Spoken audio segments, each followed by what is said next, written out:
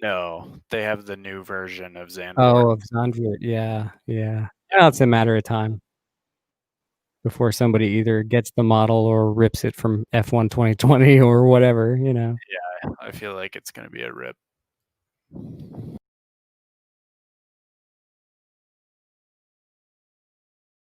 All right, gentlemen. The run button has been pressed. It is the usual password. And we are live.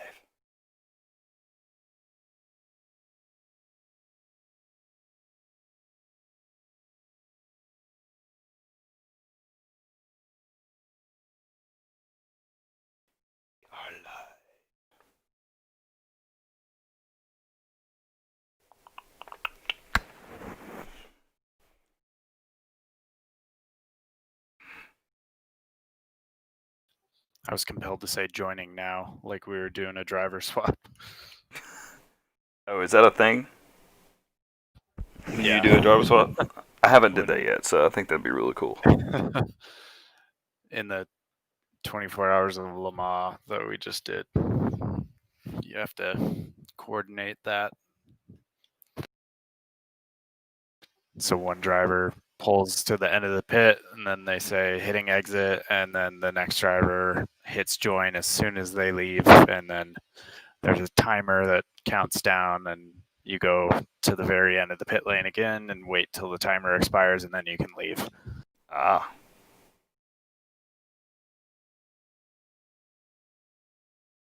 They've done a really good job of figuring out how to do that now. Yeah.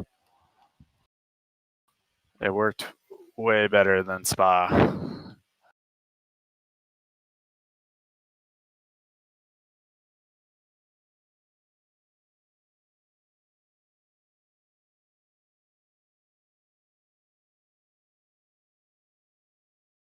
I probably need to add that. Well, I think I'll just get used to the track for now.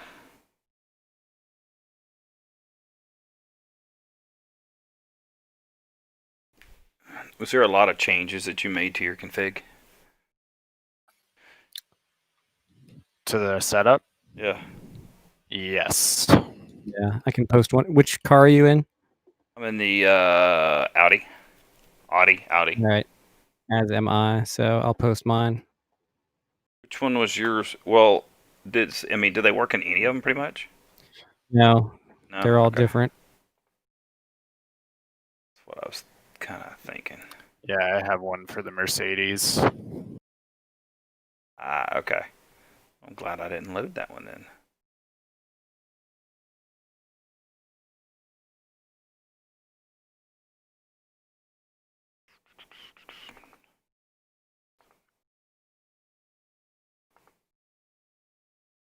This is called, golly, I gotta find that.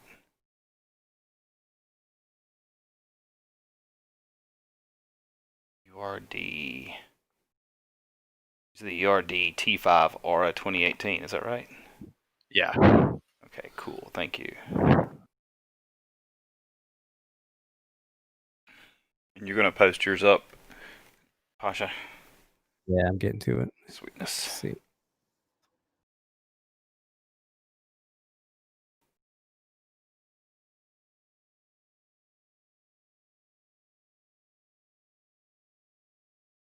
Oh, right. This is KS is on Fort. Not. I went all the way to the end of the tracks list. And I'm like, wait a minute, it's not there.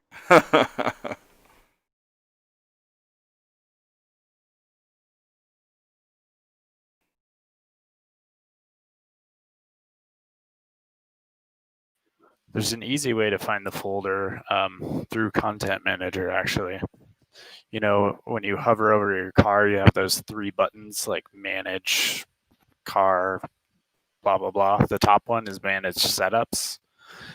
And then it has a list of the tracks on the left, and you can click your setup and then hit the folder button, and it opens the folder where it lives. Yeah. Mm.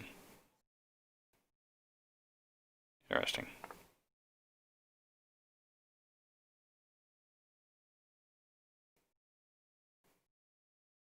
Oh, and I don't have to shut the game down to get to it. Sweet. I'll take that. Like, the game sensed it. It was in the folder.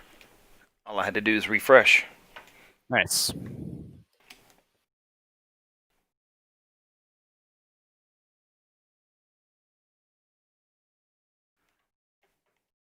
All right, I just got a few minutes of daylight to learn this track over again.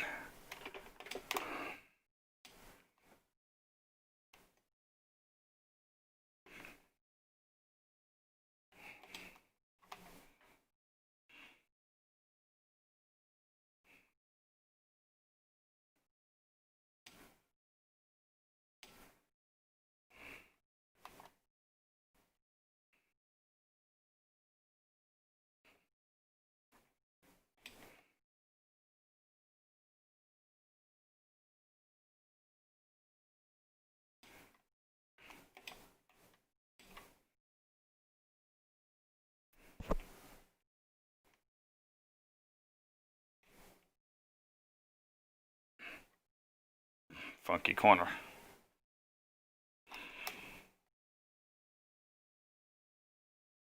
I think I raced this at one point in time in the rain. I think one of the official ACC races was here in the rain. Yeah, I think you're right.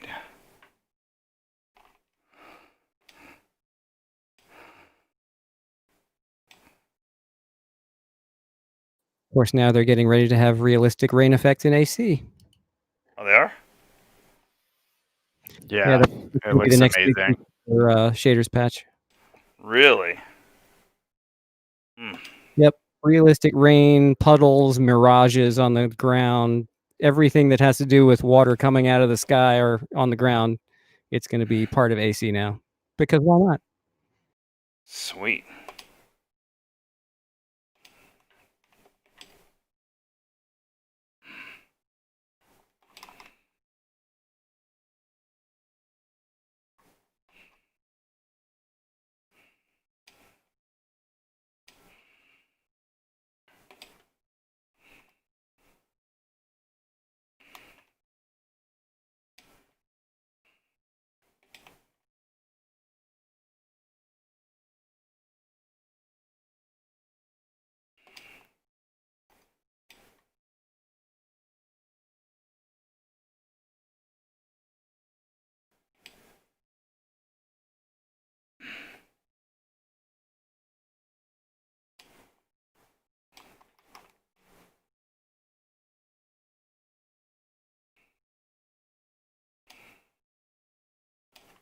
That was DRS zone back in the back.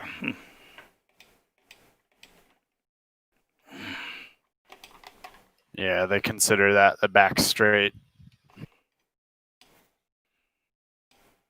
Yeah, that tiny little thing between the hairpin and the chicane. Yeah.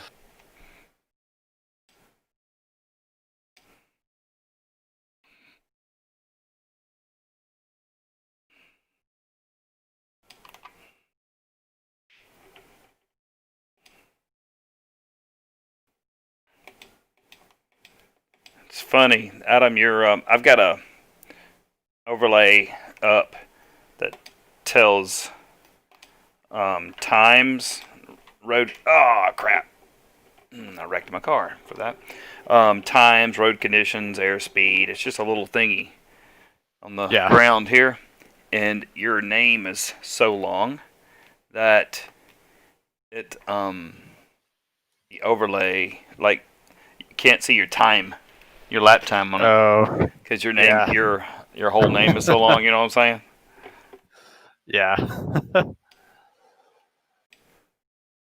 I forgot to change my name back. We had to change them for that race that we did. Wow, that's a. Oh, you had to. Oh, yeah, you had to put that. Yeah, we had to there. put Pro Sim Racing, and then that's my like gamer tag, and then I put my full name after it. I don't know if we had to do it that way, but I did. Yeah, it's so weird because in this, in this game, being able to put what you want Because I've always just had my gamer tag, and everybody's just always known me by my gamer tag. But then again, everybody I raced with knew who I was, like in real life. And coming here, I found it helpful that people didn't call each other by their gamer tags. It's more by their real names, at least in this community.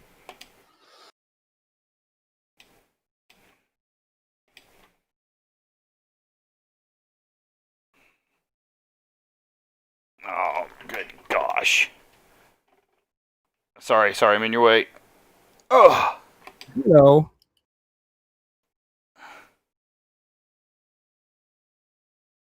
How's it going, everyone? Hey, Still buddy. alive? Oh, yeah. Hello. Are you racing with us tonight? No, I don't have. Still don't get your wheel yet? No, I keep finding like used ones, and they're either broken or they sell on me, or they're actually not the wheel that has the box in the picture. So no, I'm still using my driving force, but I did get my power supply. Sounds like we need to set up a GoFundMe for you. Get you a wheel. There's more pressing things in the world than my steering wheels. Well,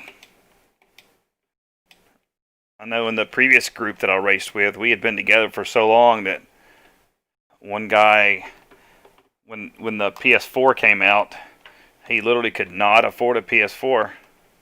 So we all pitched in and got him the PS4 in the game. That's pretty Nice. So you can play Gran Turismo? Yeah. Well, it wasn't for Forza. He already had a wheel from our PS3 days, and he wasn't in a position to do it. So I've got a friend who owns a game store. So I went to him and said, "Hey, we're all pitching in. Out. Can you hook me up?" He actually gave me the game, and we bought the PS4 at cost. Yeah. That's cool. Yeah, that's super cool. Yep. So you got the PS3 wheel to work on the PS4? Yeah, we had an adapter. Oh, okay. That was one of the big reasons I didn't get a PS4. Yeah, there's there's a couple different ways to do it. There's a thing called the Drive Hub, which does the Fanatec thing. No, it's actually a separate company. I don't remember who makes it, but it's a Drive Hub. It's a little USB, little dealio, and it does the emulation. Plug it in.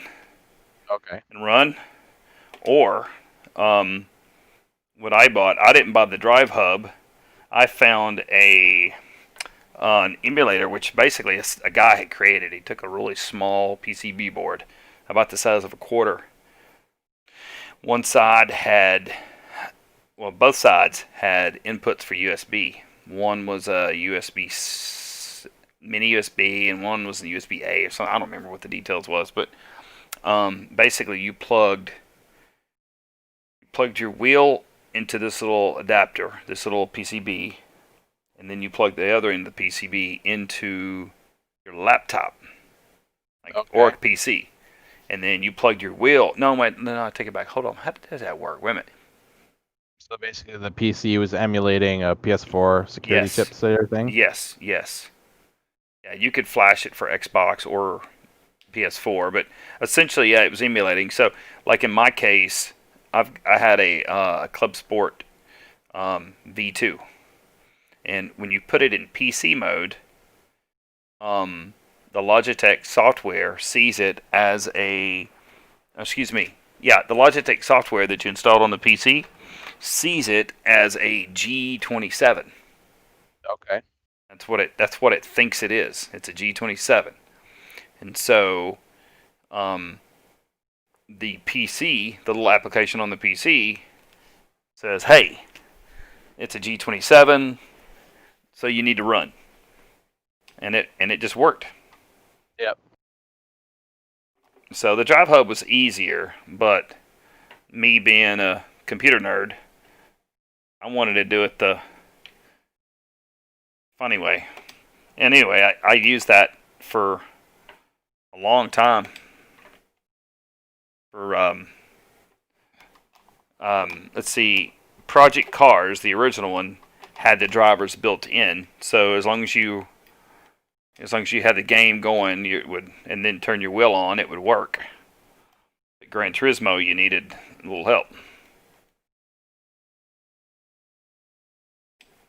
And I used that until I got the official PlayStation 4 wheel from Fanatic. They have an official Fanatic wheel? Yeah, I thought it was just Thrustmaster. What's that?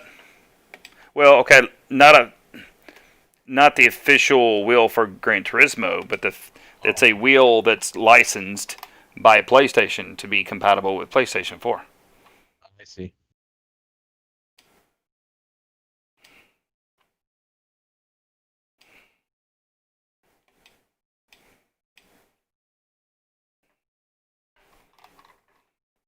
I haven't raced on PlayStation 4 in a while, so theoretically I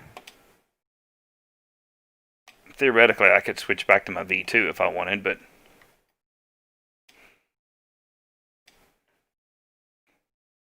actually my V2 died on me.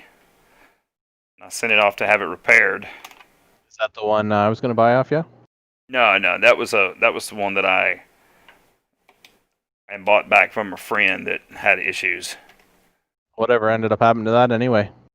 It's sitting in the box in the back of my truck, ready for hauled off to the trash. Oh, that's too bad.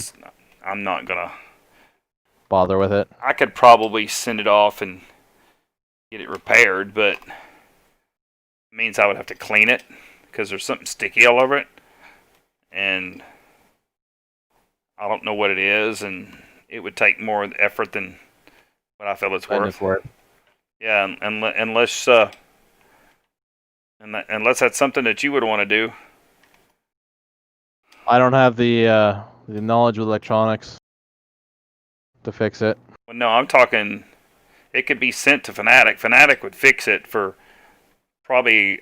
My V2 is out of warranty, and it cost me $127 fix. And they actually, while they had it, they emailed me and asked me if I wanted to put the V2.5 innards in it, because all they do is break it down and put the new innards in it. Yep. And so they asked. Basically, you just got the original case and rim. Yeah. So I told them no, because the V2.5 didn't have a PC mode or compatibility mode. Yeah. So I couldn't use it with PlayStation 3 if I still wanted to. So I told them to just keep the 2.0.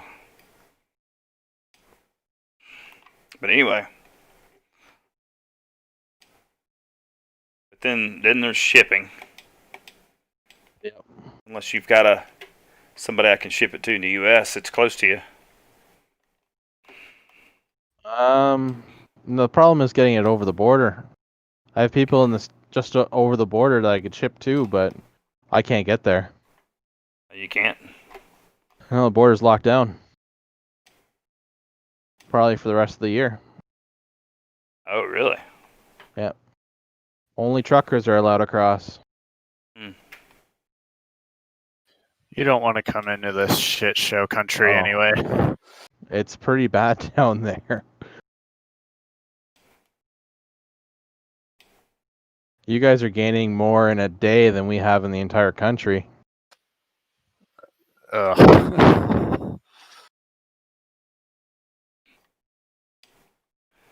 People want their freedom. They're not willing to sacrifice anything for it. There's conspiracy theories. There's tons of them.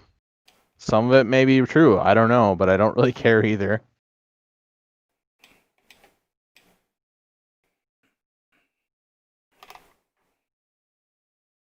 As long as I can play my racing sims every few days, I'm happy. What was that, Pasha? Meanwhile, you're just casually getting 131s over here.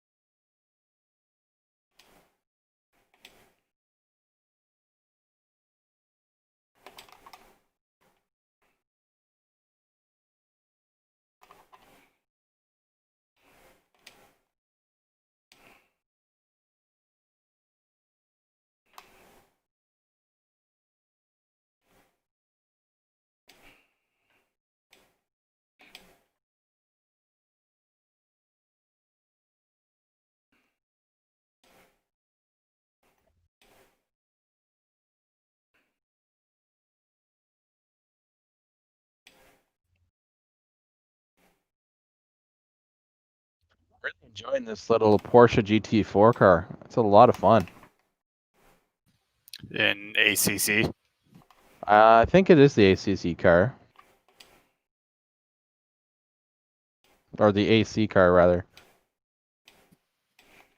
Yeah, the one that came with AC is pretty good too.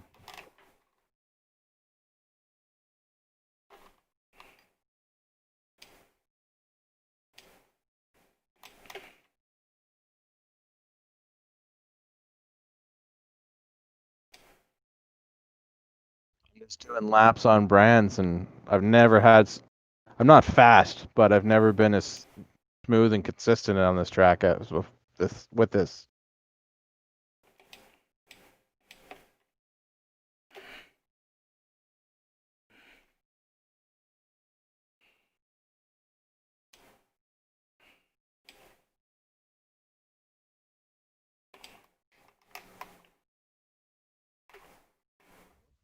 Speaking of,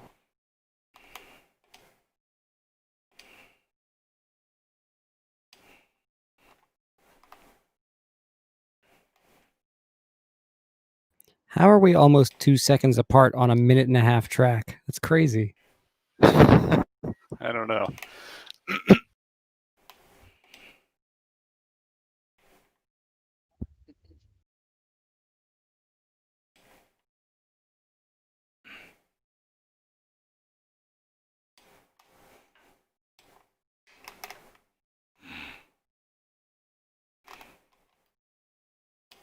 I was pretty mortified after the race on this weekend. It's like, wow, that was terrible. I didn't see any of your crashes. I was doing housework and stuff. It was the same crash 3 times. Into that wall at Tet Rouge. Tet Rouge just a little too much, hit that curb and just got launched into the air 3 times. What track is this? Yeah. Le Mans. Le Mans. Oh, wow. The AC version.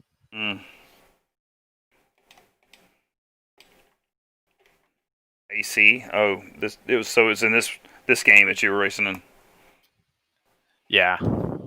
Yeah, it's not particularly accurate, and just the way they modeled it, I don't think Tetra Rouge is a blind hill over a blind corner over a crest like it is in the game, but it's not. it was really bad. And I hit the damn thing 3 times. I was just mortified. pretty sure it is in most games, though, a blind corner. But you can like see the apex the way that it's modeled in AC. Like you can't see the apex until you're on top of it. If you've tried the R Factor version, it's very different, and the R Factor one is laser scanned.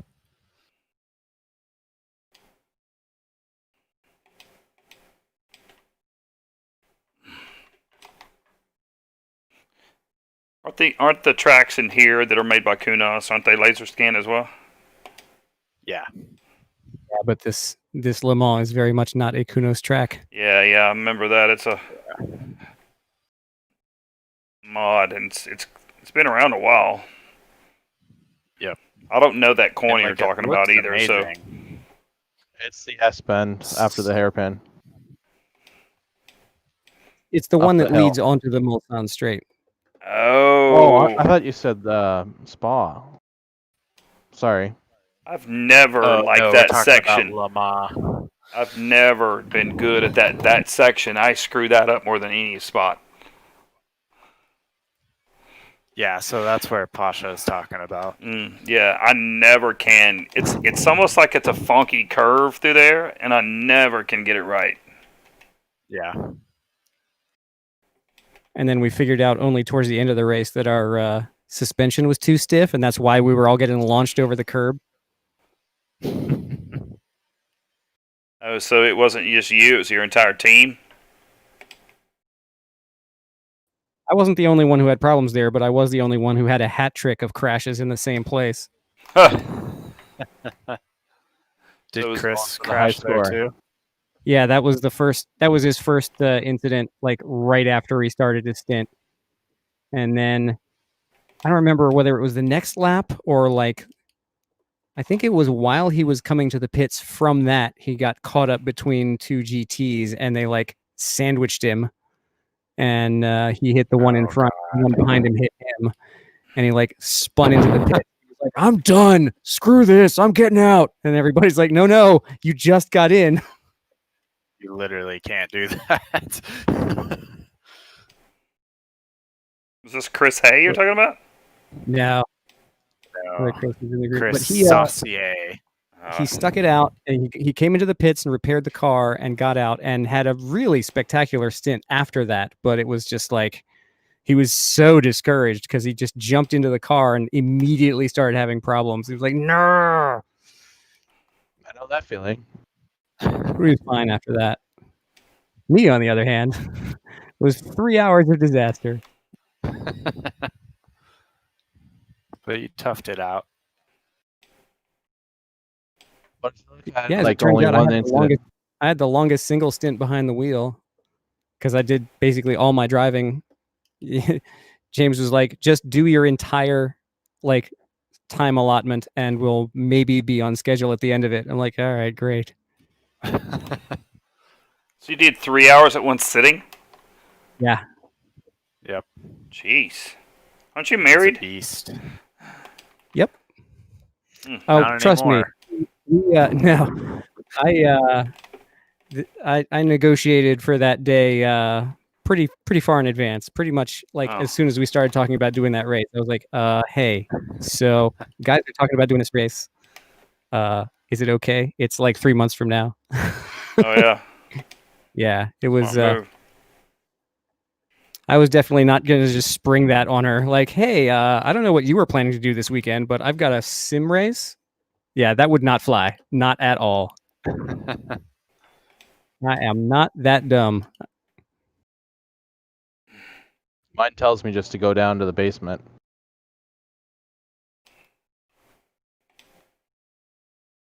Go race your cars.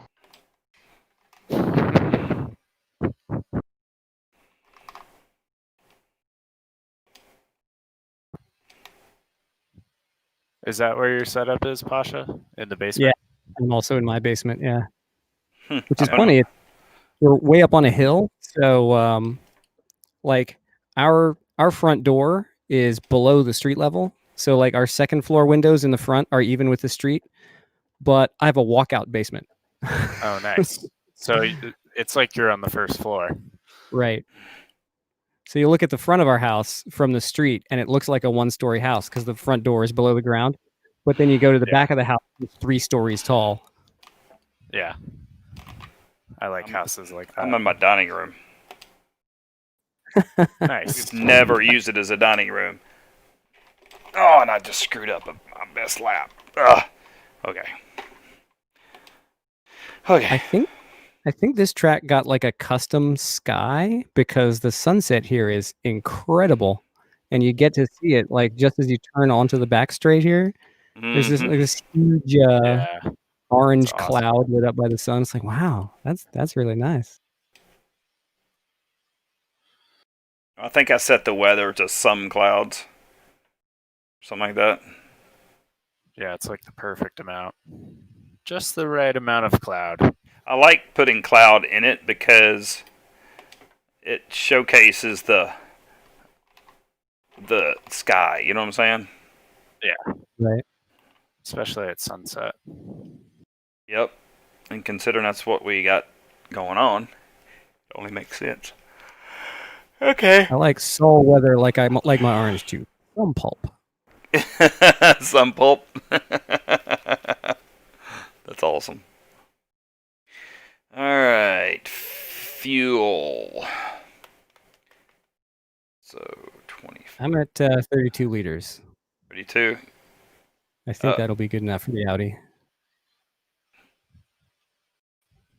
Yeah, their fuel usage might be different. I'm doing 31 liters. And that sucks. I was on a good lap. So you are, Ryan, you're racing, but you're not going to race with us?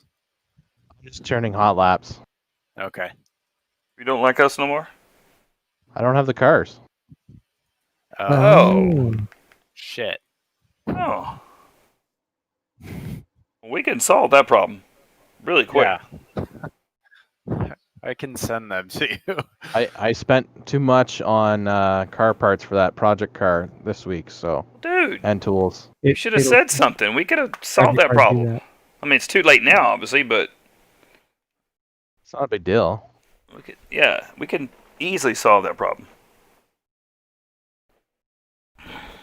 Heck, I'll send another $5 to URD. I don't care. Yeah. It's good cars. Do it legit. I was doing I'm doing GP brands, and I managed to get 1.7 seconds through sector 1 faster, and I touched the grass. That'll kill you. Well, I think about 136 too. Yeah, I think we'll be running these cars more as time goes on, so we'll definitely get you fixed up.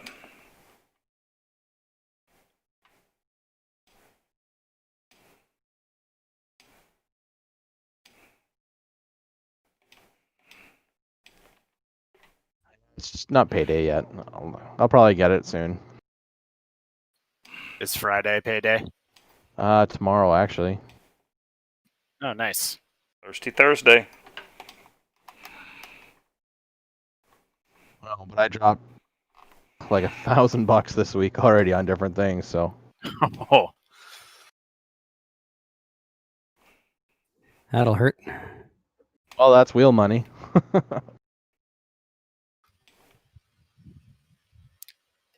For your new sim wheel? Yeah, let's say that, but no, that van needed some work, so. Oh, okay. So I put an alternator in it, wheel bearing in it. I got 4 new tires for it. I just got new taillights and lenses for it. I got, what else did I get? Ball joint. Had to buy a new jack because I broke mine. How do you got break all a jack? That for $1,000?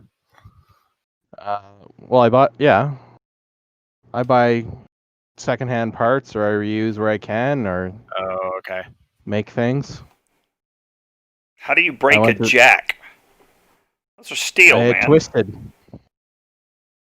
What'd you buy from Harbor Freight?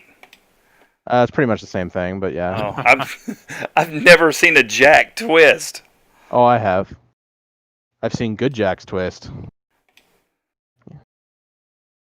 How? I think what happened is my driveway just kind of gave under the wheel, so it wasn't actually on all 4 wheels anymore. Okay, that would do it. It bent the frame of it. So now it doesn't actually support the car level when I jack it up, but it still works. As a spare, I guess. Yeah, for light things. Well, I still jacked the van up with it. I just was ready with the jack stand. Yeah, I don't do anything like jack I'll never stand, trust man. it again. Oh yeah, I don't trust them. Period. I mean, I'll jack it up and I'll leave it underneath there, but I'm putting it on the jack stand. Depends. If I'm going underneath it, I'll throw a stand under it. If I'm just checking like a wheel bearing or something, I don't bother. Oh yeah, I do it for even that because I don't, Well, that's an easy way to lose a finger. Yep, and drop your car down on the ground. Well, the cars that I buy, I'm not too worried about that. Oh. Like that van cost me $1,400 so far, with taxes and everything for it. And my thing is like, I don't do a lot of stuff, but like starters, alternators, brakes, that sort of thing is what I'll do. And I mean, when I'm doing it, I'm in there. I'm all up in there. You know what I'm saying? and I wouldn't want to have an arm underneath there or whatever, and something come crashing down. Like I said, anything that requires me to go underneath has a stand. But if I was just wiggling a tire, I'm not really. Yeah. I only have my fingertips in there, so I'll survive that.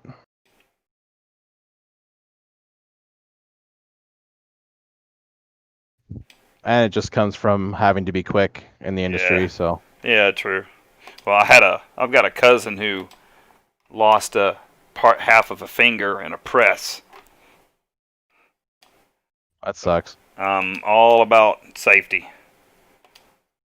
I got a guy. You know that if you've got a list of the ways that you would prefer to die, underneath the car ain't one of them for me. Nope. Well, that's not a great one. It's not particularly fast. Nope.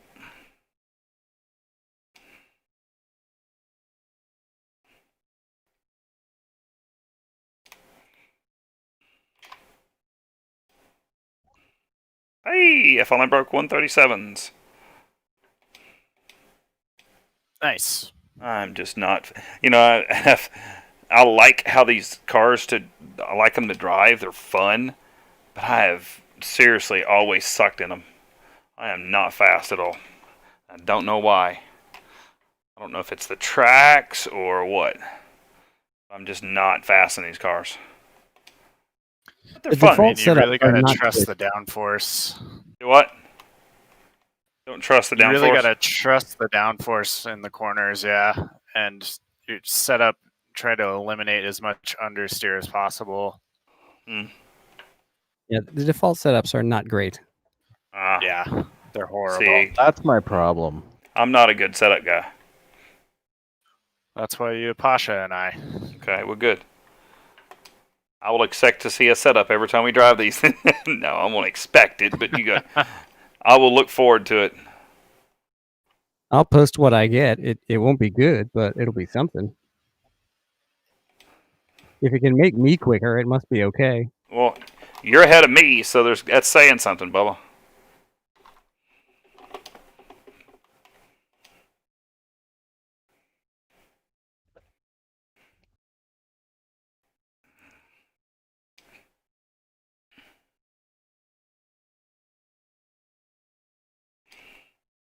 Ooh. Might just shave off a little bit more time. Ooh, got it in the 136s. Woo, dang. Nice. You talking about trusting the downforce. Maybe that was it.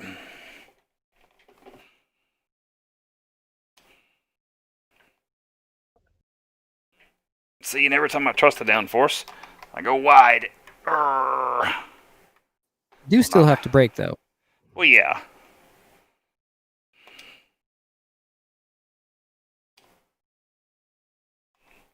Ooh. Air conditioning must have turned on. So every time I race in the summertime, it's because I'm sitting in a seat that's a vinyl seat, obviously, because that's what all these racing setups are made of. I get up and I'm soaked. Yeah. And my wife had this great idea. I have a AC vent about 3 feet from me in the floor. So we had this ducting. No, we have this little plastic thing. It attaches with magnets, and it diverts the air. So she slapped it on there, and oh man, like the air must have just kicked on because I'm feeling it. My entire lower half of my body is now chilled from the coolness. It feels so good. Well, that's one thing I got on you then. I'm not dealing with vinyl. I got leather. Genuine. 135. Yeah, I really need to. I really want one of those, because this just looks like a car seat. That's all I'd really I'm like to get one of those actual racing seats, that surround you, like a Sparko bucket seat. Yeah, that's really what I want. But I'm not You going can find those on Craigslist. People sell them for like $200. Really? Or less. Yeah. And I mean, you could find a cheaper one than a Sparco. Yeah, like a non-brand. Yeah, I got you. I should look for one of those sometime. Yeah, I really like the on one. Amazon too. I really like the Fanatic brand one that they sell with their big setup. Yeah. But I've seen some others that are legit too, but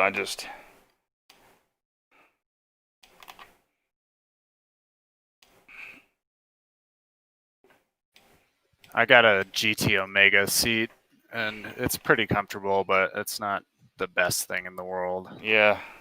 Well, this is really comfortable. To just be a cheap seat that came with my rig, what came on it, it's pretty darn amazing. But I'm not a big fan of the vinyl because it does make you sweaty. Yeah. Breathe. Yeah, it's pleather, so it's the same thing. Yeah. I get up and it's just like wet from my sweat. Actually, during the 24 hours of Le Mans, I literally put towels down on the backrest and the seat. Really? So it would absorb my sweat. Dude, I literally put on a different T-shirt. Like I've got shirts that I like to lounge around in after work, or well, for that matter, during work, that are super comfortable.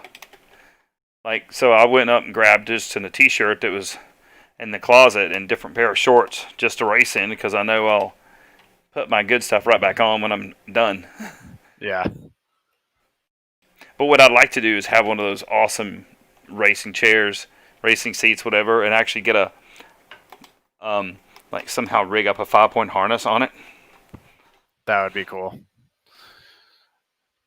And then get a motion rig while you're at it. Oh, see?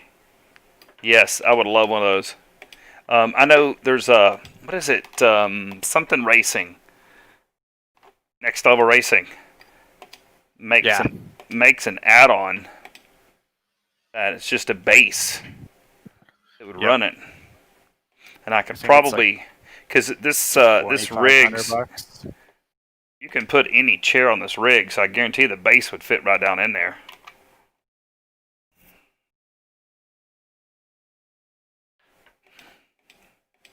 I wonder if Chuck forgot again. Remember last week he said he forgot? Yeah. I feel like we haven't raced with Chuck in like a very long time. Well, it's just been like 2 or 3, because we put 1 week off, and then he forgot 1 week, so yeah, this will be 3 weeks. So, I mean, technically that is a while.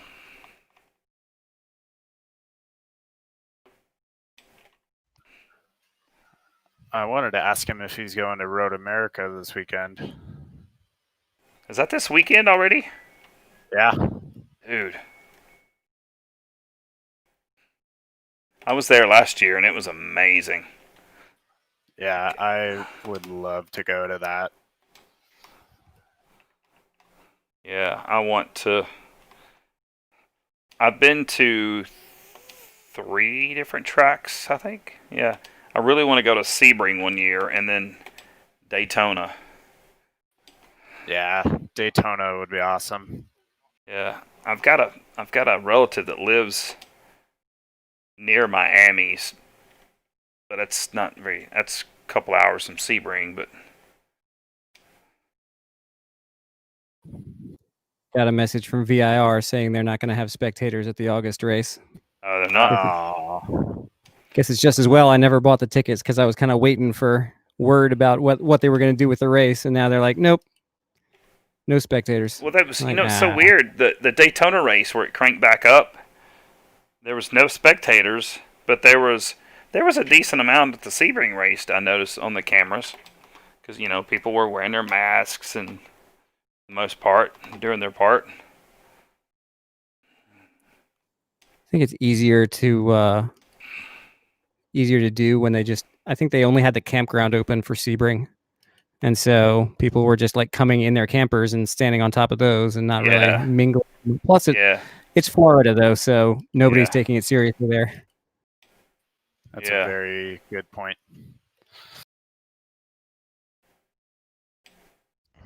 Virginia is actually responding pretty strongly with countermeasures. Like we got word last week that my kid's the county school district is going to do the first 9 weeks as fully virtual, and they are mobilizing their tech staff, and they're going to send a laptop to every kid in the county. Dude, seriously? Damn. That is some money right there. What you must? Wow, that's some serious money in the school system.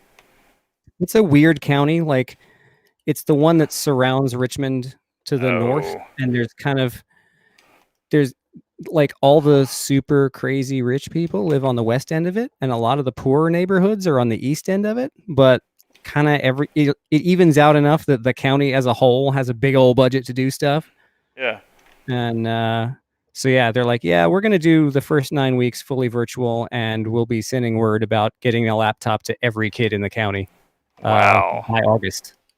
That's insane. So my granddaughter they're doing virtual, and she'll be in 3rd grade, but I mean, they're not sending them jack. You got to provide your own.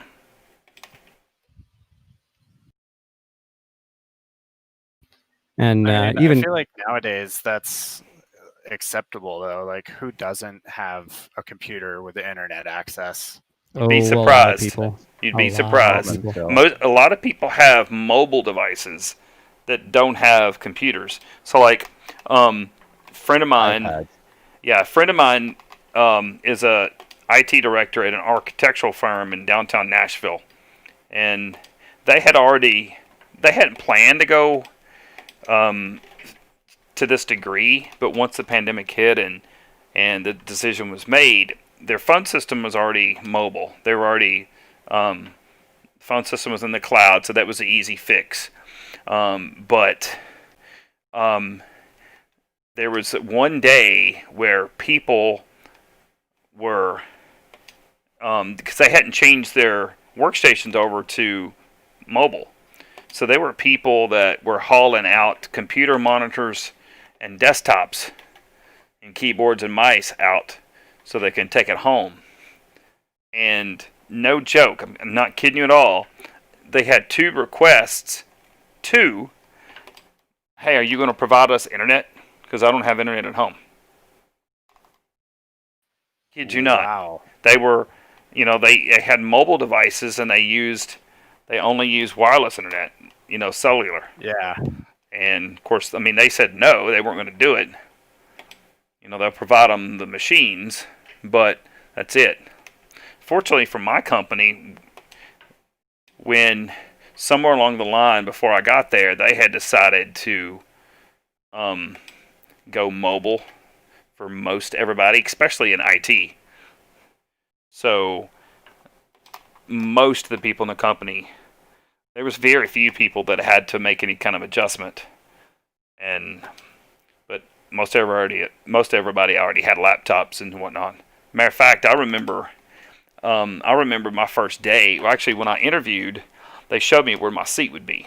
So you'll be sitting right here, and there was just some boxes laying on my seat, and they were like, "When can you start?"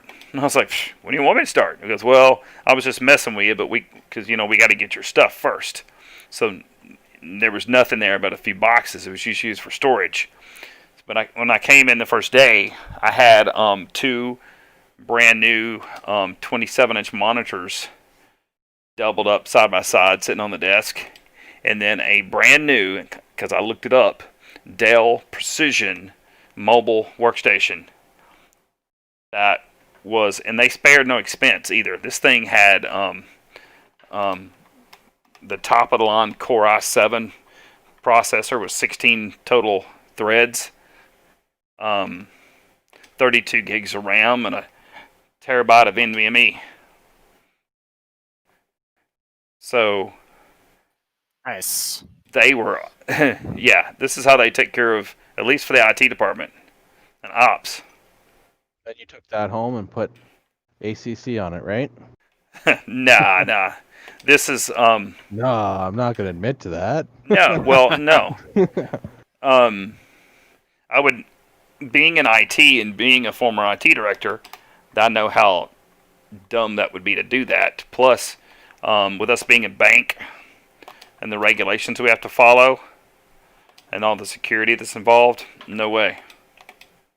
Now, people have tried it, like some numbskull that had something to do with servers was actually using our network and one server in particular to download movies and music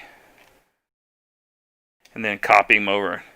Obviously, he's no longer with the company. When I asked about his name, all I got was an eye roll and said, "Yeah, what'd you find?"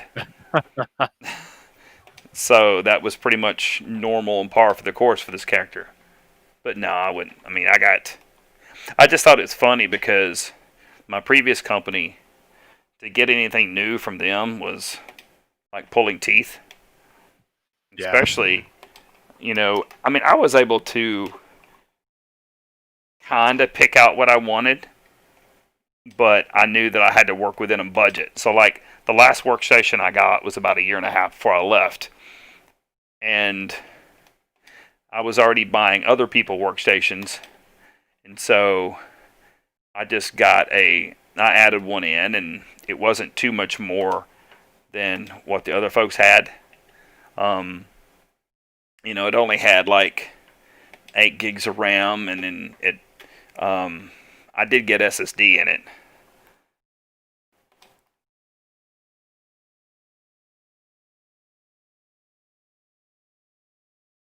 Yeah, that was legit.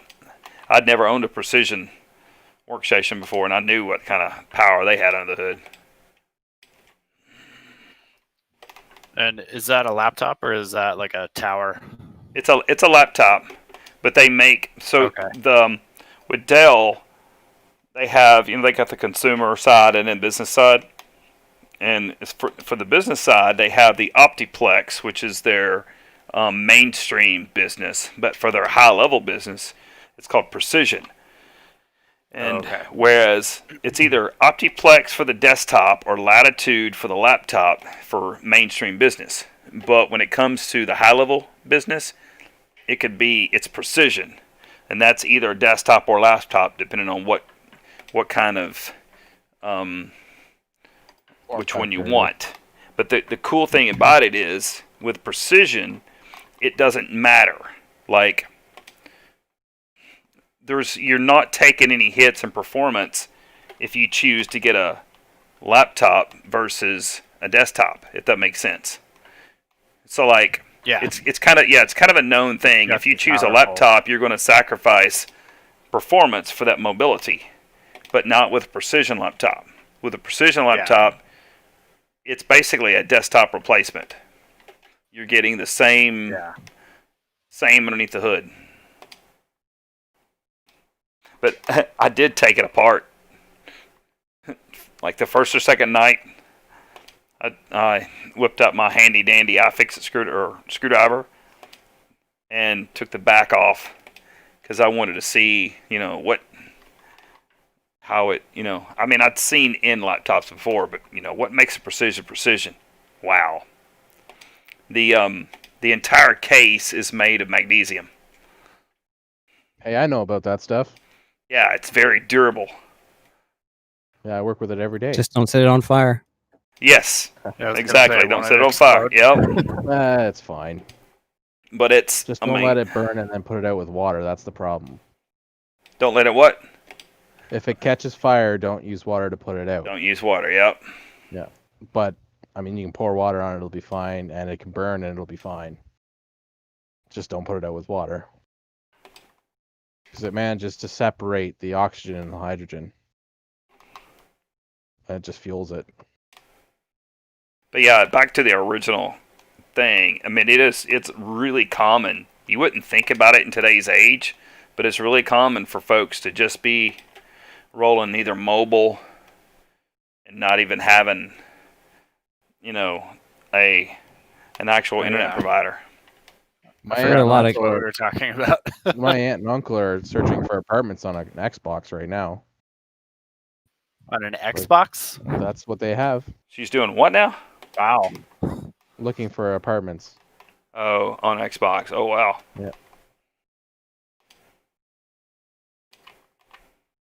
I was gonna give him one of my laptops, but it's an old Mac and it doesn't seem to want to load the.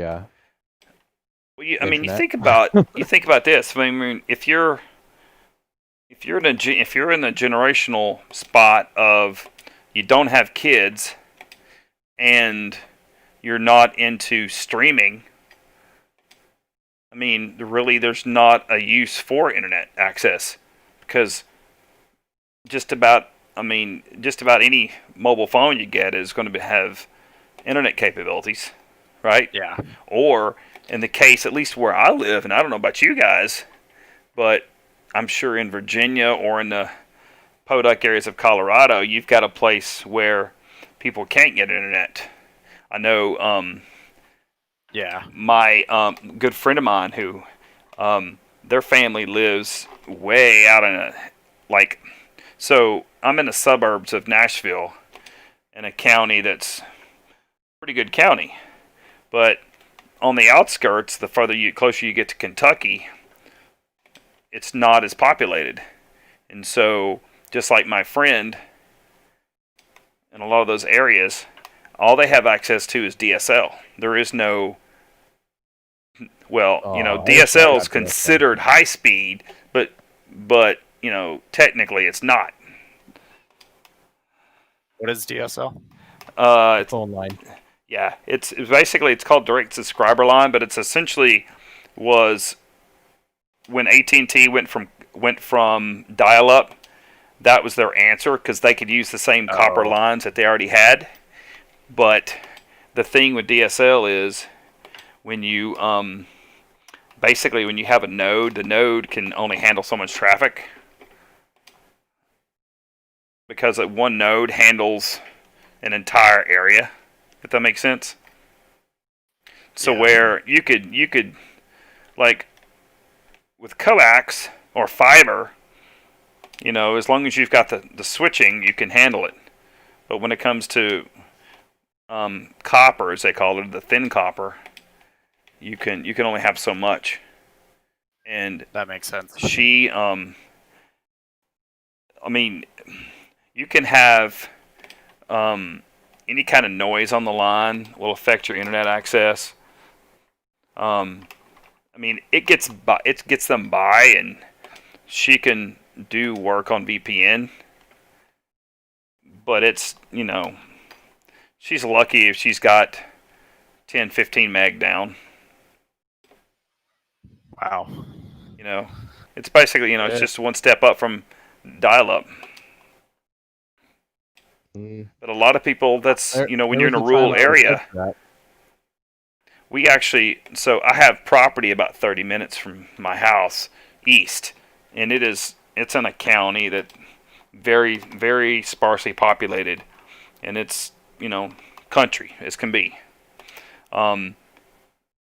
Charter, which is the biggest coax provider, their services go down this main road, but it doesn't go down the road that goes by the property, nor does it go up the road of the property. So, and I talked to them. We were actually looking at getting a house out there. I talked to one of the engineers that is in that area, and he's like, it's if a neighborhood came in out here, sure, but until something like that happens, it'll never come out there because the return on investment is just not good. Yeah. Good thing you didn't move out there. Well, yeah, that was one of our things. Now, a few years after that, once Obama took office, I guess there was a big push to get some rural internet going on, and one of the local telephone companies who provide, local power, that's what it was, mom and pop cooperative type deal. They started providing, and they got a big grant, so they ran fiber out there. So now you've got good internet out there.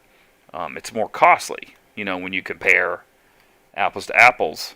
You're going to pay probably 25% more for probably 25% less bandwidth, but you got internet. Yeah, it's better than nothing. Yeah. And actually our power provider, which most everybody around here gets power through direct from Nashville, the big power provider there.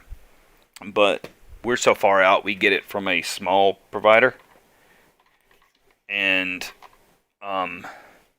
they're running fiber soon too. Now I don't know if they're gonna be a competitor with Comcast or how they're gonna play it.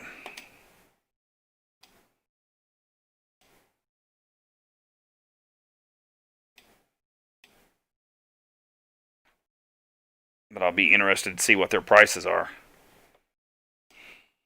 Better than mine.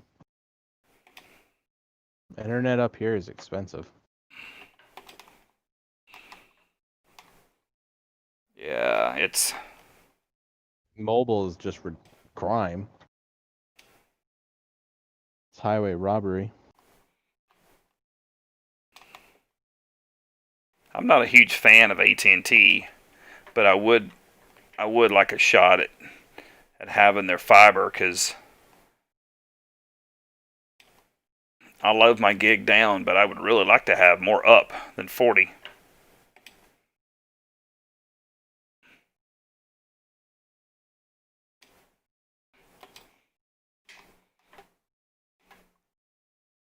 Good gosh, you already caught me?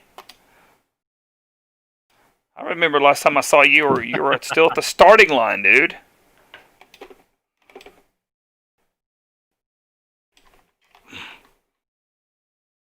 Oh, I'm gonna. Chuck's hop not off. here. It's his turn to toy with us. Oh my gosh. Whoa. I'm gonna hop. Oh, tell me where you're at now. tonight. Don't let me come into you. On your I left. beg your pardon. Sorry, I thought you saw me there. No. This car doesn't have a rear view mirror on the inside. It's irritating.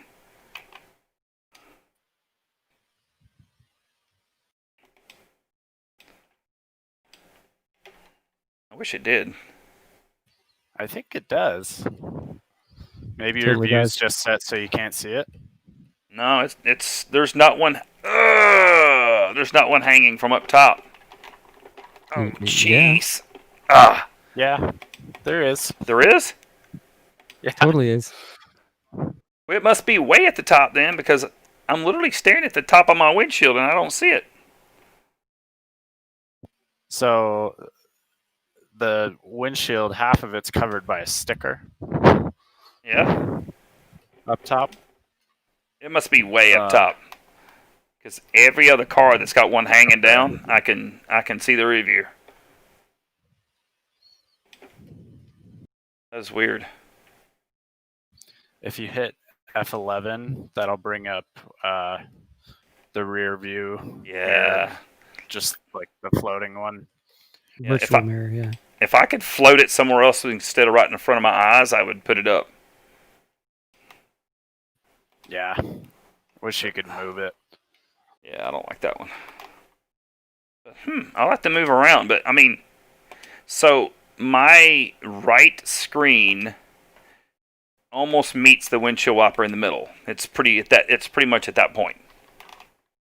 And like I can see the top of the glass and the hood of the car all the way to that point. It's kind of the top of the windshield wiper, and all those 3 points converge right there. And there is not a mirror that hang. It must be above. Yeah, it's probably up above that. It's actually back where the driver's head is. It's not even like on the window. It's kind of hanging back from the window. But it's up there. But it's above the I'm looking at driver's mine head right now, and I'm also in an Audi. It's above the driver's head. Like it's not all the way closer up to front your by the face. windshield. It's Oh, closer to where the driver is sitting. see. I set my view like if I reached out, if I leaned over really far and reached out, I could touch the screen, and the screen is like my windshield. so I'm sitting pretty forward. You could probably tell by my stream. I try to make it like I'm sitting in the seat. You know what I'm saying?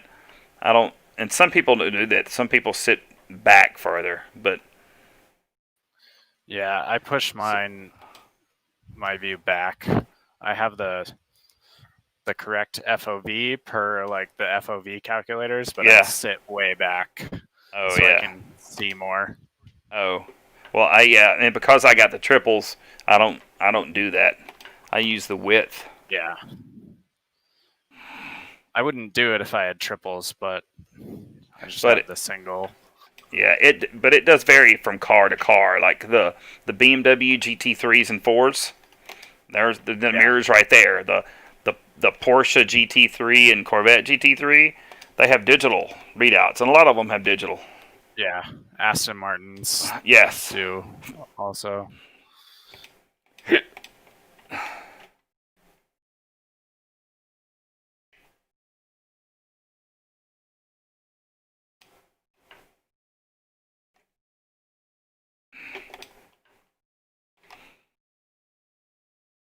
Go away.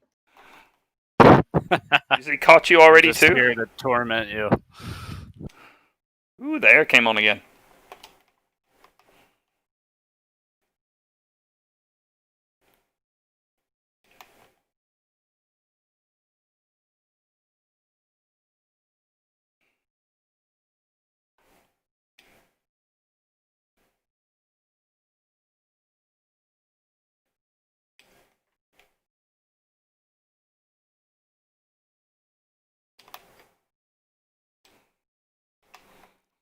I already have my diff coast as low as I dare to have it, and it's still understeering and off throttle.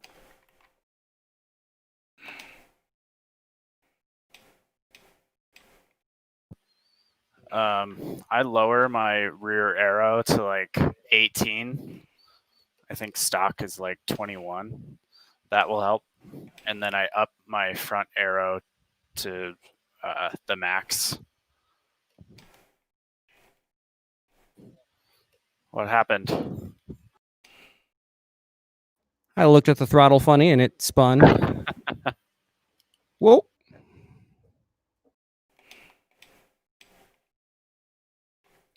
Oh, you just want the fun of doing it again, don't you?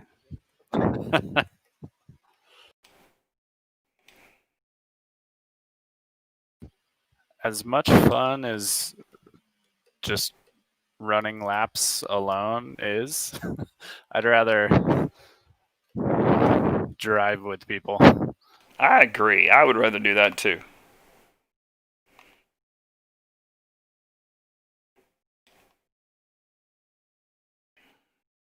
I think we should take the Expo back to oh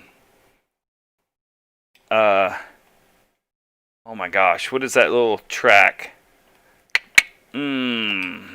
Oh my gosh. Now I can't remember the name of it.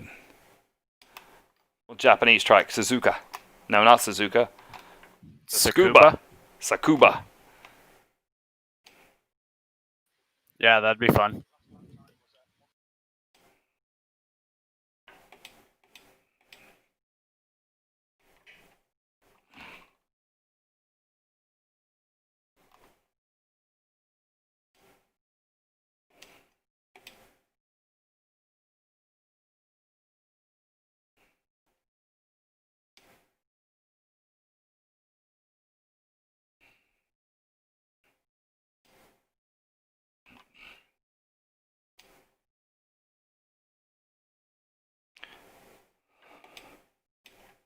So I learned something this past week, y'all.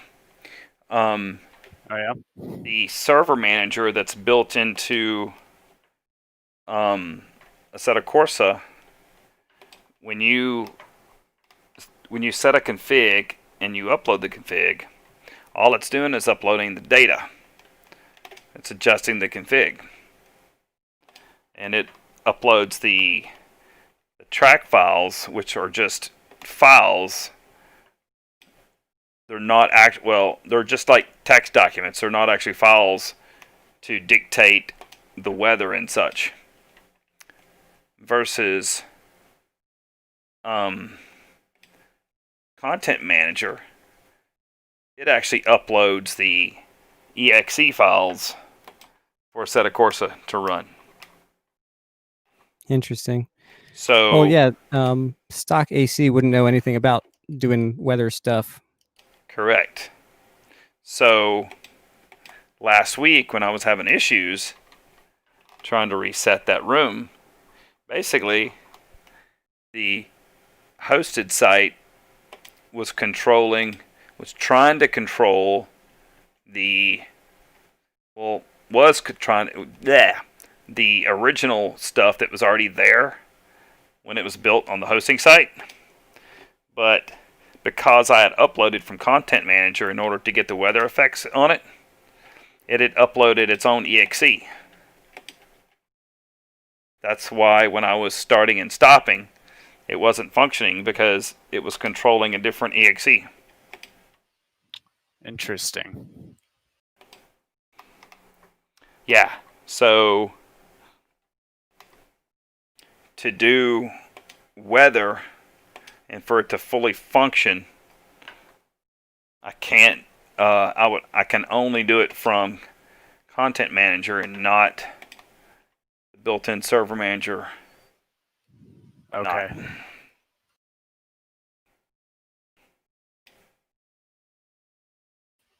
And are you able to do that for the Chris Hay server? I'm working on that. Okay.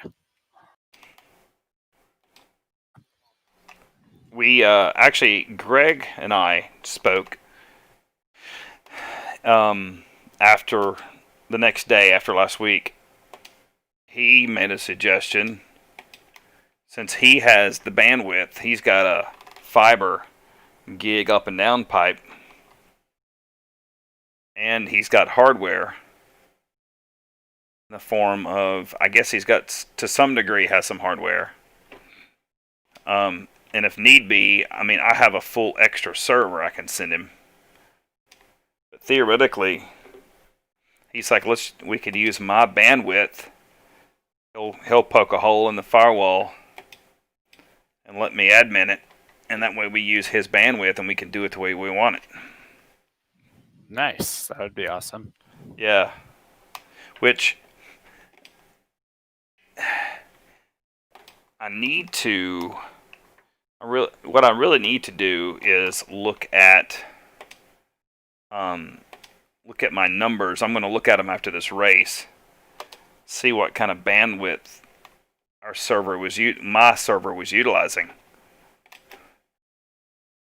Because theoretically, if it's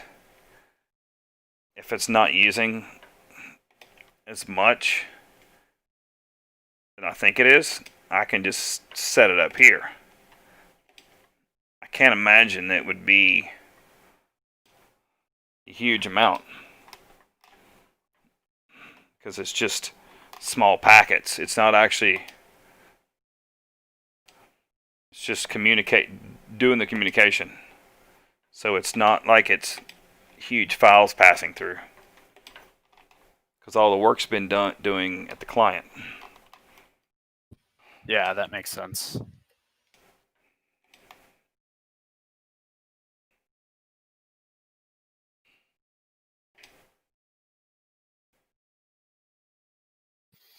Whoa, almost ran into the back of you. I'm trying here.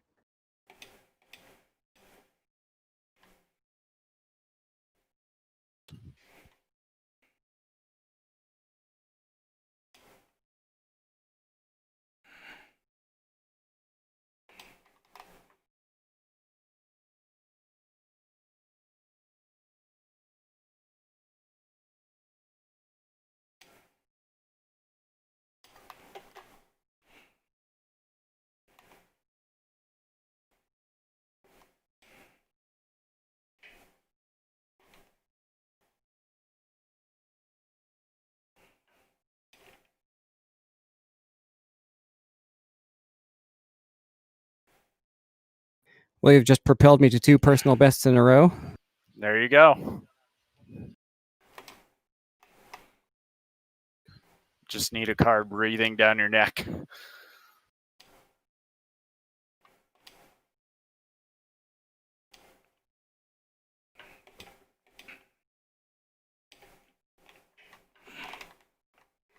Oh, that's not it.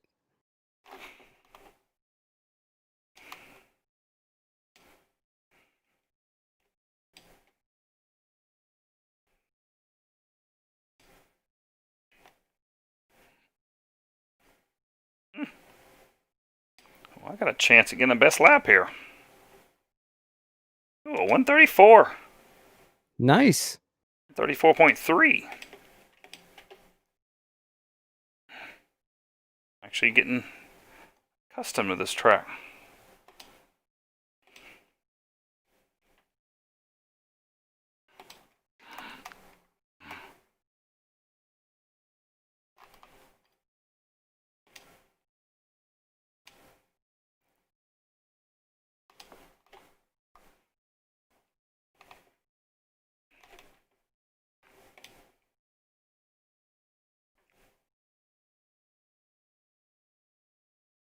My car just forgot how to turn in. That turn's tricky. I was admiring the sunset. I like how the Taking it lights easy. glare and really showcase in the dark.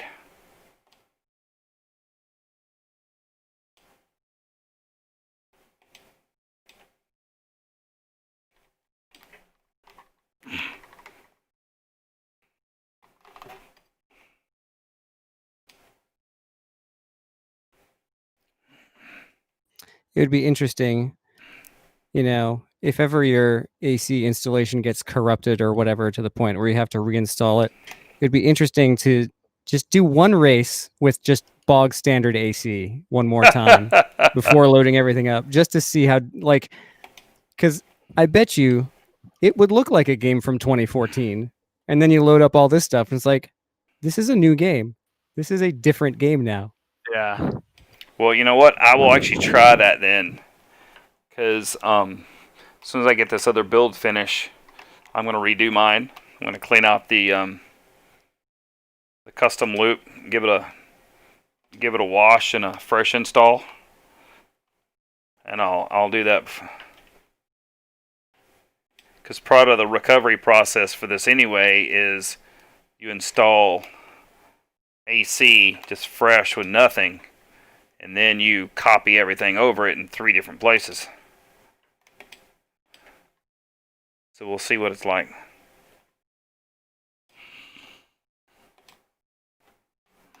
First of all, it's like, where are all the cars and tracks? Oh, right. Yeah. And then you look at the graphics like, wait a minute. Yeah, I don't even remember what stock AC looks like. Very plain.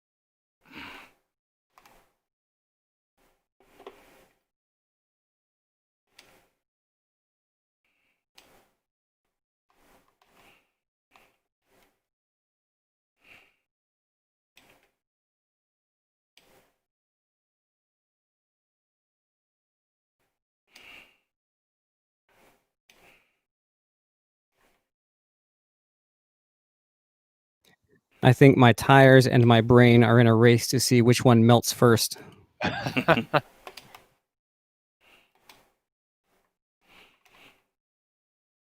My bet is brain.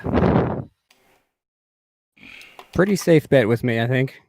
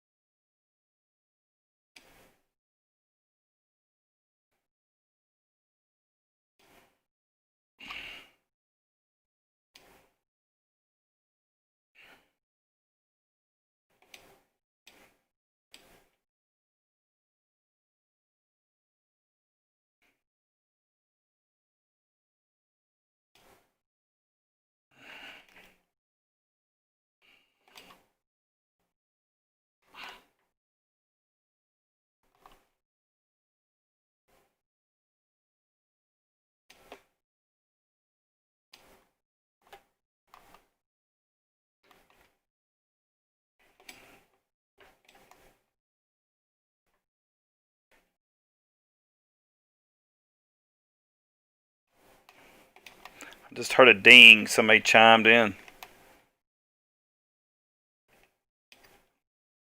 I fetched Chuck and he forgot.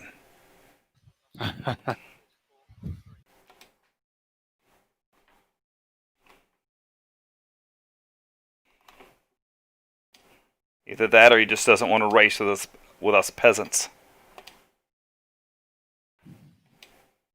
He have racing royalty. We're beneath his species of alien. We are not worthy.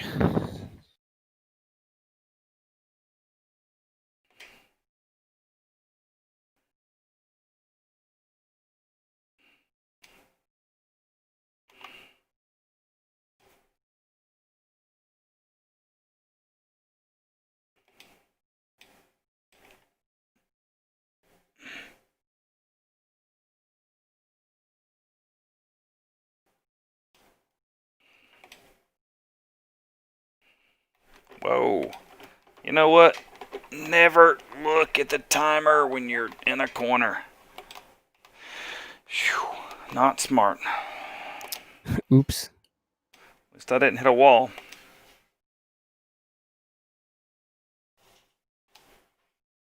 I mean, I didn't have a record-breaking run. At least I had a groove going. Crew chief told me you went off in a corner called Guggenholz. Crew chief told you that I went off? Yeah. When other players go off, it says, looks like P3 binned it in, and then it'll tell you what the corner is. Oh, that's funny. I need to reinstall that. Yeah. It's just entertaining. And when you're side by side, having your spotter is nice. Oh, yeah. That's probably why you didn't think to mention you were over there. I'm just not used to that. Yeah.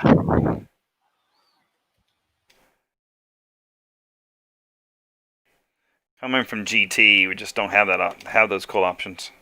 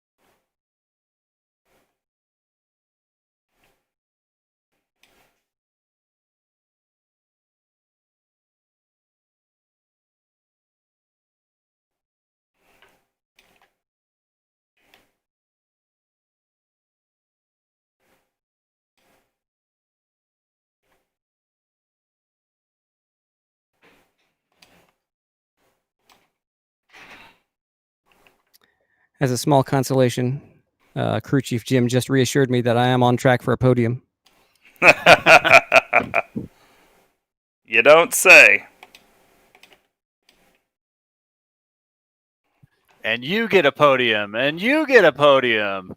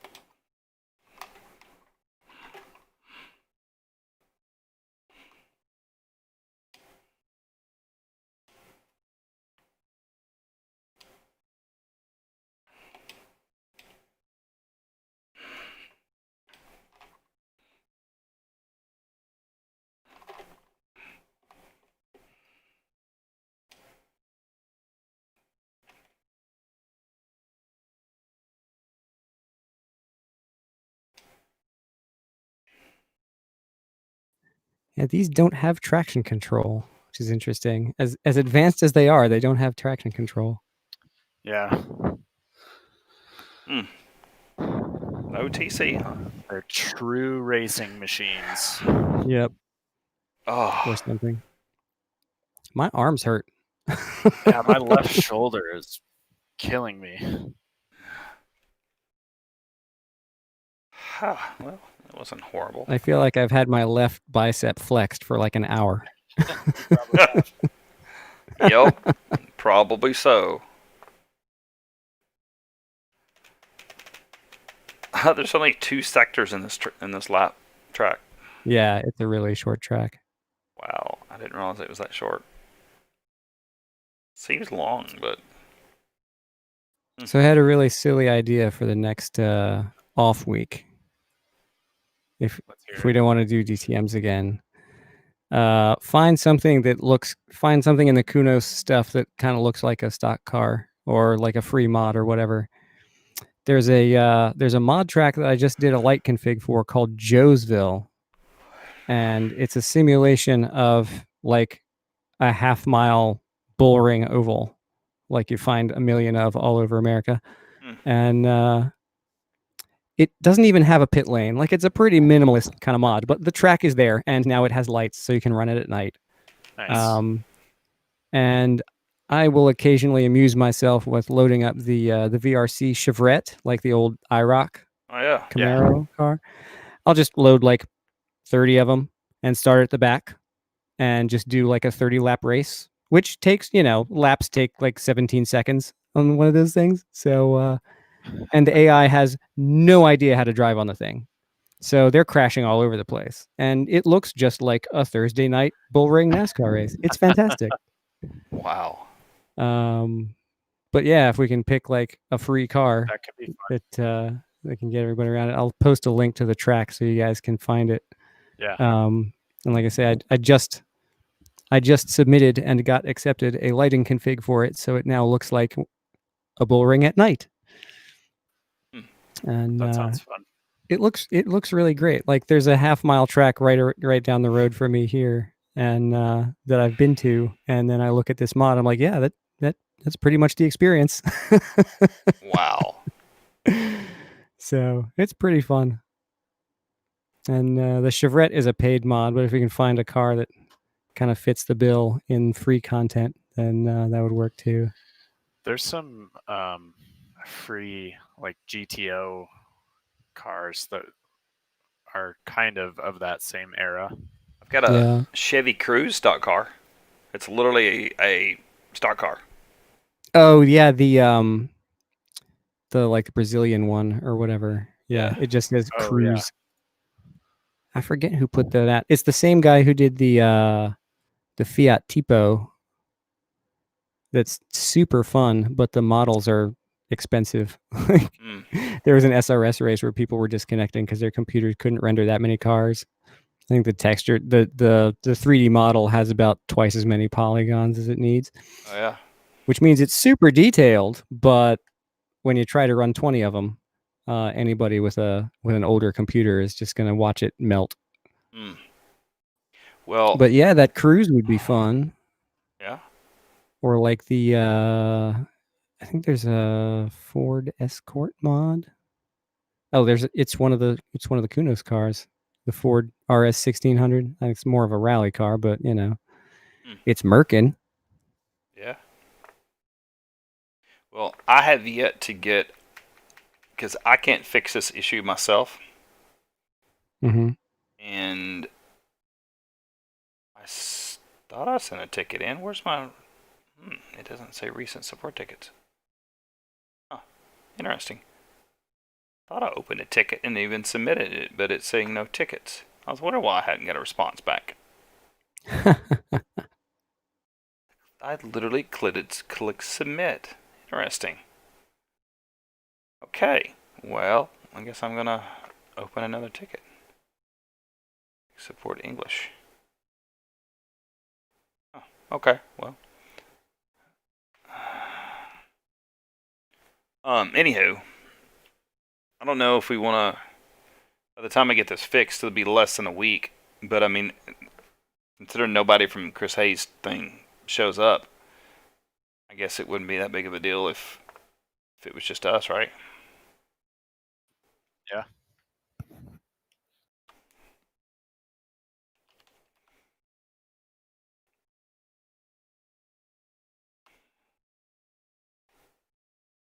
So I'm cool. So we can decide it, and then what we want to do, and then we'll just upload the config. I'm gonna, once we figure out once we figure out what we're doing, I'll get the cars and stuff in, but I'm gonna not do Sol this first time, so it doesn't get jacked again.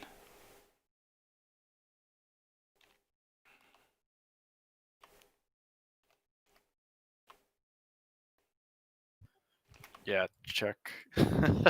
Chuck just said I'm really bad at remembering this Wednesday thing. How long have we been doing this? I don't know. A very long time.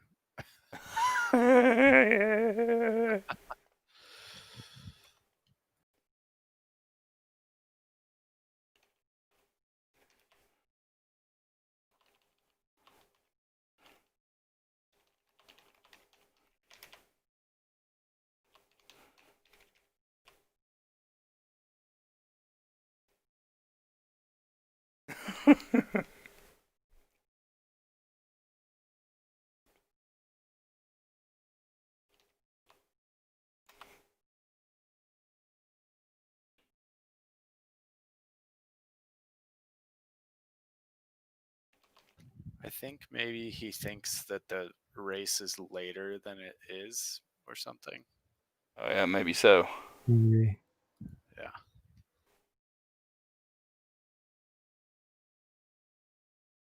Well, anyways.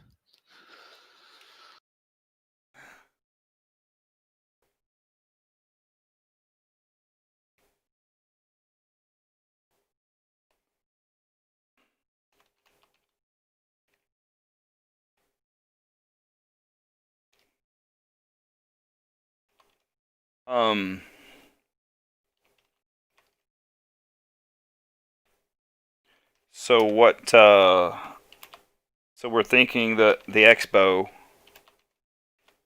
next time.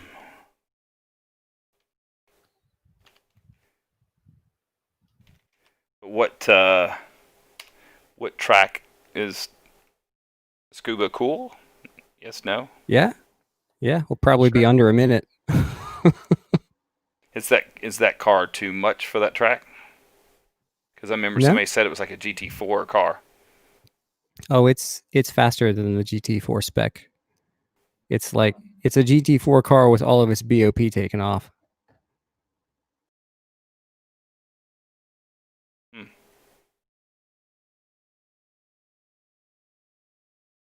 What if we did Zolder? Is there a Zolder in AC? There is. And it's pretty awesome. Really? Yep. I'll post a link to it. Is it legit? Yeah. The guy like built it from scratch. It's on Race Department. Cool. Zolder. What? Zolder. It's in It's Belgium. Dutch or Belgium. Oh, okay. Yeah. Don't recall that one. It's in ACC. If you're doing the career mode, it's the first track that you do a real race at. It's the one with the wind Yes. turbine. Yes. Yep. Yes. I do know that track. Yes. Yeah. Okay. Yeah. And the ridiculous There it chicanes. is. Yes. And actually, the chicane is where when I was driving against the AI in that career mode, that's where I would always pass somebody in that chicane because I'd outbrake them. Yep.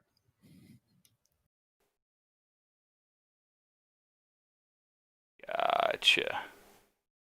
Yeah, the reboot project had that one too. Okay, with this. No, what's this overhaul mod? It just makes it look a little bit better graphically. Hmm.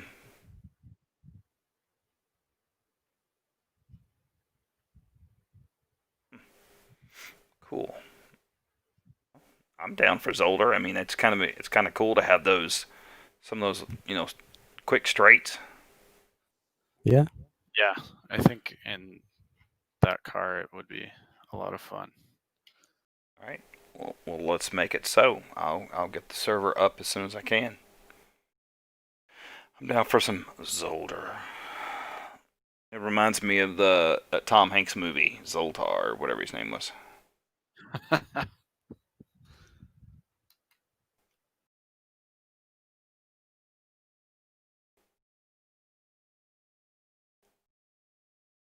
right. Oh, yeah. It's 0.1. Not recommended for leagues yet. Track is not fully tested. Missing some buildings. Missing track edge texture. Wow. I mean, it looks pretty. If you say it looks good, then I'm not gonna worry about it. Yeah. I'm just reading the little notes on it.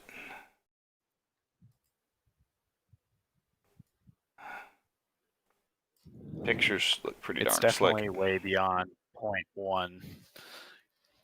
Maybe this hasn't been updated since they Yeah, I think that's the case.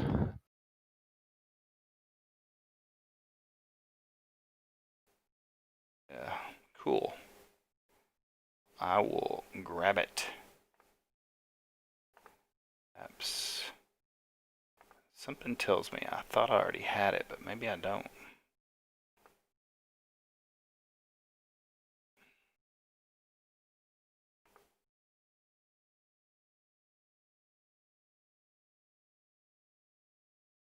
Nope.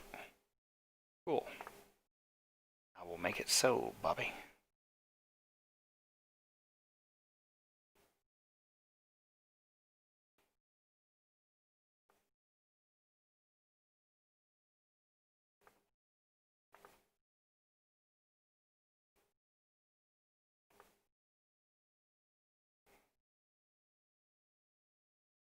An alarm.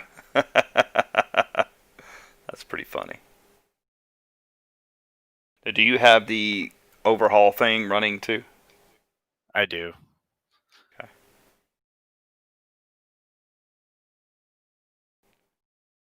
So, warning for sole users for using solar tracks. See updates. First and no problem with my mod. Okay.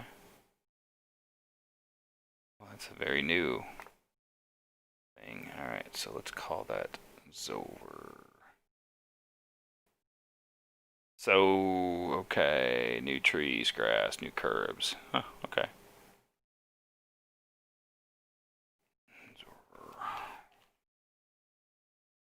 All add on. Cool. Looks like Saul's got an update this week. Yeah, I think he's just keeping up with the shaders patch stuff. Oh yeah. There's been new shaders patch stuff as well, I guess. I didn't know that.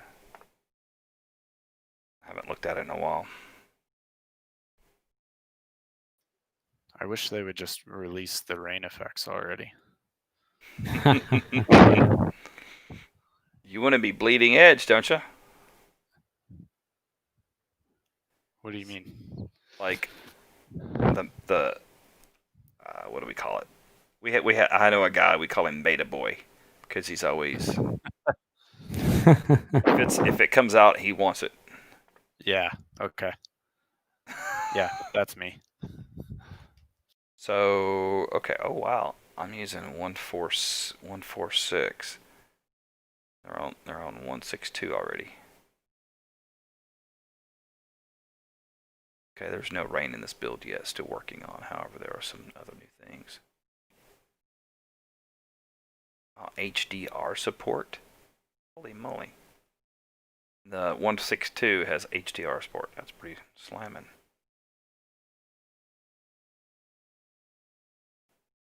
Quite impressive.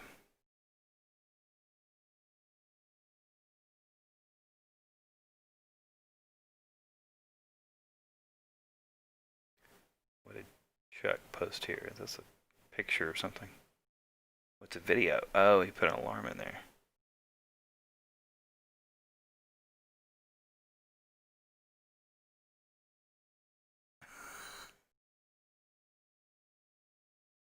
Hilarious. Good job, Chuck.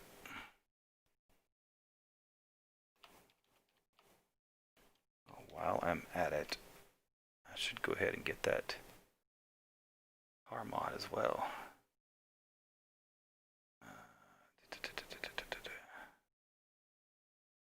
Oh, did you guys watch any of the Sebring race at all? This last weekend? I watched the highlights. Did you see the incident where first pit stop for both for the GT cars? Oh, the Porsches. Yeah, that was super dumb. It took its front end off. I'm like, oh my gosh. I'm surprised IMSA didn't penalize the hell out of them, but I guess with both of them losing a lap, there wasn't much they could have done that was worse than the consequences of the accident itself. Yeah, because the one car that hit the other dude, it must have messed up his tire because it got a flat and it eventually blew. So I'm sure that was a result of it. It cut the 911's right rear and it took the 912's front end completely off. And like, none of the drivers did anything wrong. Their pit crews just released them into the way of the Corvettes, and then they had to avoid each other. And look at that, disaster struck. God. Wow. Yeah, that's just nuts.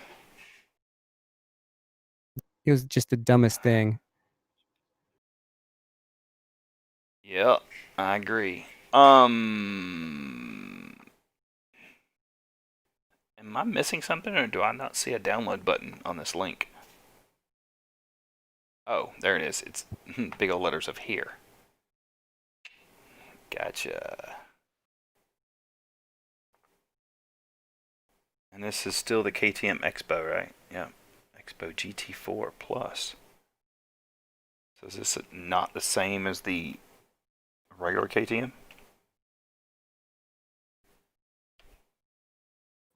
Oh no, it's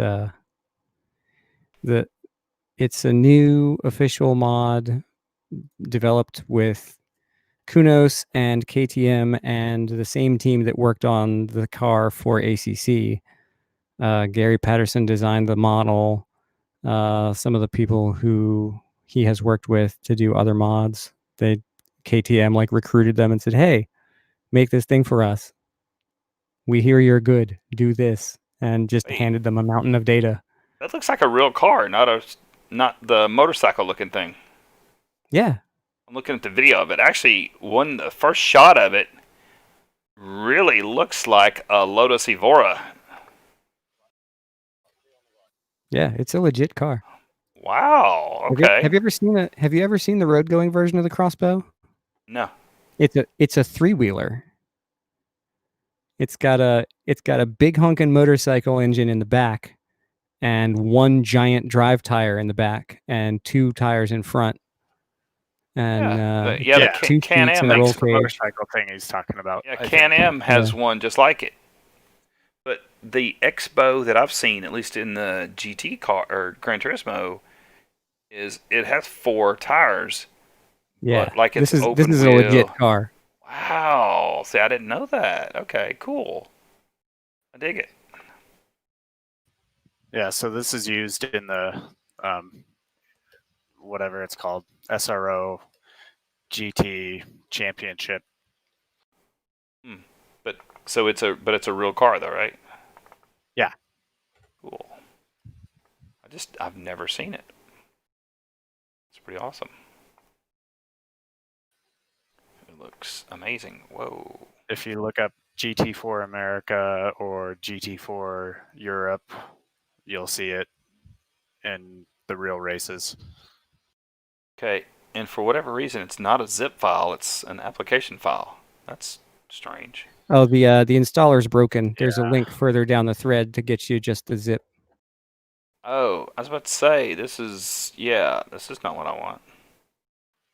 No, another car here. Okay, so that don't work.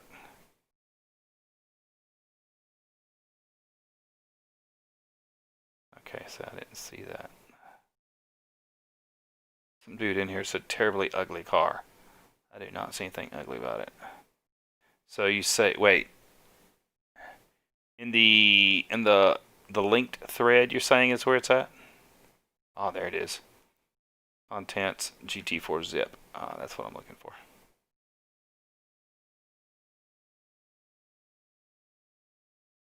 Gotcha.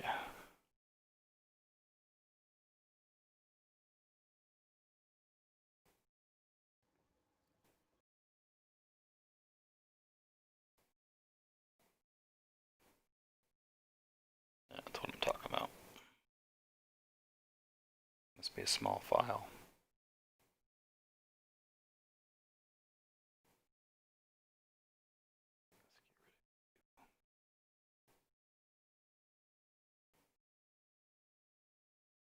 I thought that was odd to see an install file for thing.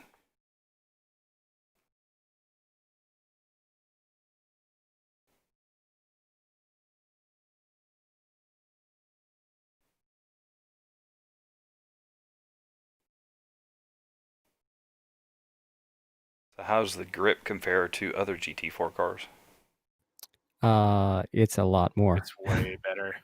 The biggest thing about this mod that I've seen is that the force feedback is like on another level from every other car in AC. There's so much more detail to it. Yep. So the power scale, just by looking at the Expo R versus this one, is the exact same.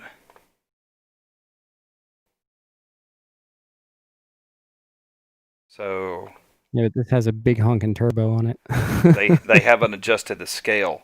That's interesting. So it's showing 355 horses versus the other has 300. 500 newton meters of torque versus only 400 in the other one. So that's interesting. They haven't changed it. 975 kilograms.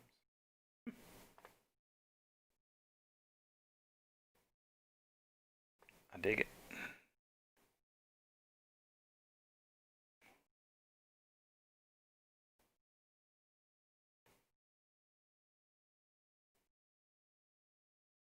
It's got the same sound as the at least it's what it's showing here is the Expo R.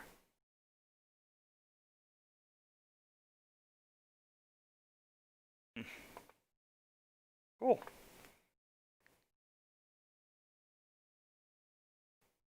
All the different numbers have different paint schemes. Good. Ish. That red and black looks amazing. Ooh, number 21 looks awesome. It's all orange with just white trim.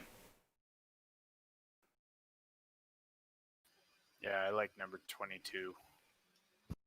Yeah, 22 is, yeah, it's bright. 24 is pretty amazing with that all red. I dig it.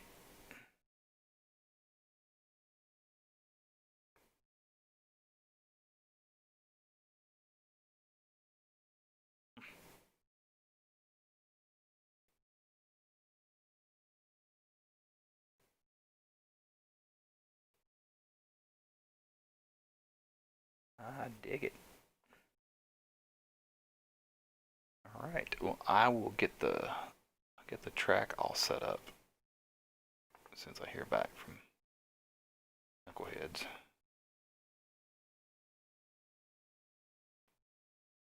And we'll get it going on.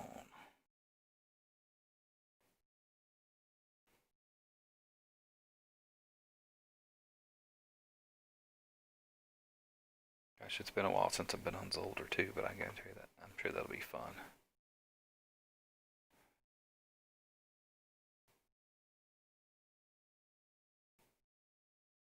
I have a splat for Zolder. Update outline. Ah, there we go.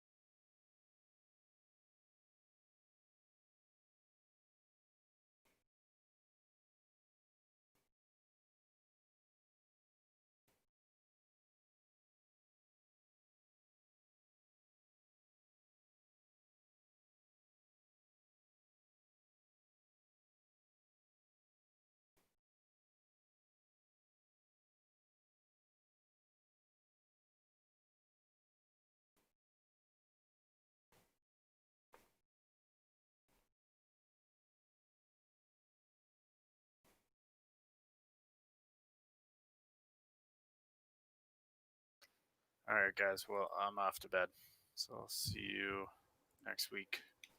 Alrighty. Hey, man. Good stuff. Peace out. I'm out too. I like the cruise around the oval. I think that would be fun. Feels good.